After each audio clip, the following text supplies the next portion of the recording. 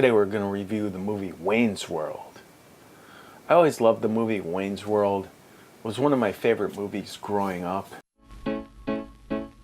I see a little silhouette of a man. Scaramouche, Scaramouche, will you do the fandango? Thunderbolt and lightning. Just outside of Chicago. Galileo, Galileo, Galileo. In the basement of this house. It's Wayne's World, party time, excellent. Broadcast history is about to be made. Extreme close-up.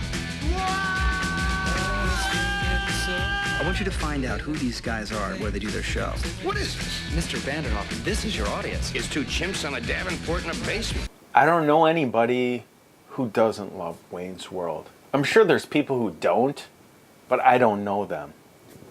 I also don't know if I trust them. That being said, Wayne's World is one of the greatest comedies of all time for a variety of reasons. Let's start at the beginning. Wayne's World was directed by Penelope Speeris and stars Mike Myers as Wayne Campbell and Dana Carvey as Garth Elgar. Beside that, there's a bunch of other characters. Rob Lowe plays Benjamin Kane. He's the guy who, once he finds out about Wayne's World, he wants to steal it from under them for cheap and sell it to the guy who runs Noah's Arcade, Brian Doyle Murray. There's also a love interest in this movie, played by Carrera, and she's fantastic in the part. Not only does she look great, but she can sing, she can kung fu fight. I don't know, maybe she could play the bass a little bit too. But it all starts out, Wayne and Garth are doing Wayne's World from their basement. They both live at home. I guess they're like pre-millennials. They live in Aurora, which is a suburb right outside Chicago. And growing up in that same era in Chicago, I kind of got a kick out of it because there's an opening montage sequence in the movie, or the famous sequence where they're singing Bohemian Rhapsody, bobbing their heads to the music. Logistically, it makes no sense because at one point they're in Aurora, then they're downtown in Chicago, and they're passing all these landmarks that are geographically not in close proximity to one another, but it doesn't even matter. It's just a gag. The whole movie is one gag after another, and that's what makes it great. And another thing that makes it great is this was based on a sketch, an SNL sketch, Wayne's World.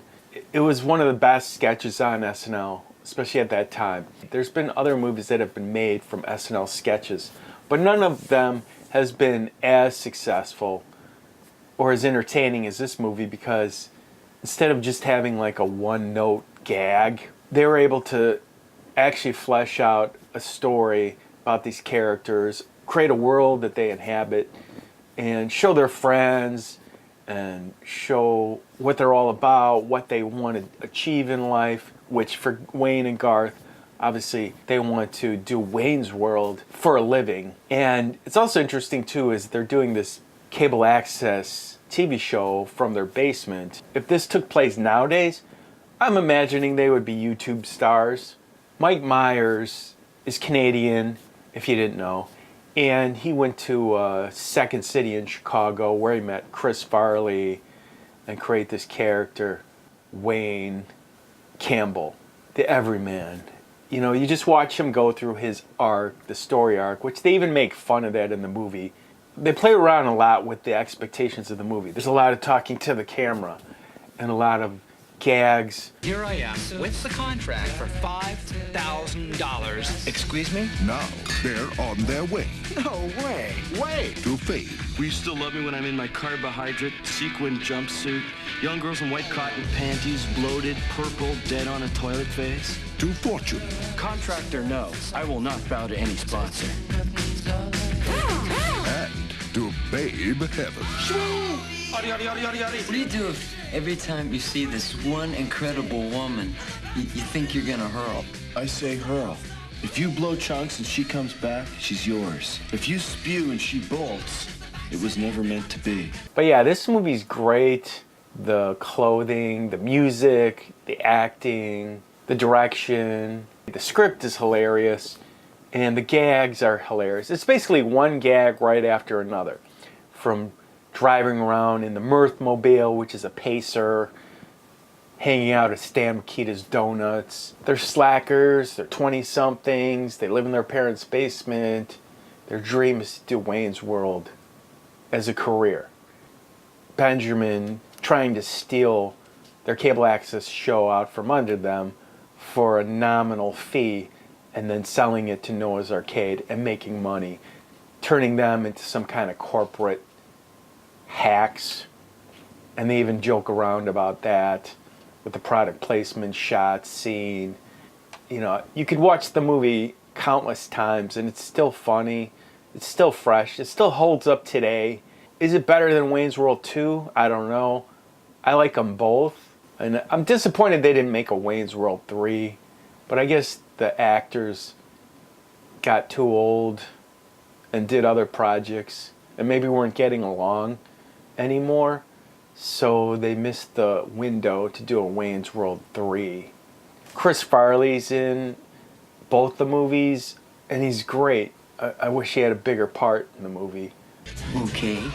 It's Wade. This is definitely the type of place I'm gonna get when I move out of my parents' house. It's Garth. I love you, Garth. If she were a president, she'd be Abraham Lincoln. It's a movie. We're not worthy! We're not worthy! Wayne's World. Hi, Wayne. It just might be the greatest motion picture ever made. Are you mental? Beelzebub has the devil put aside for me, for me.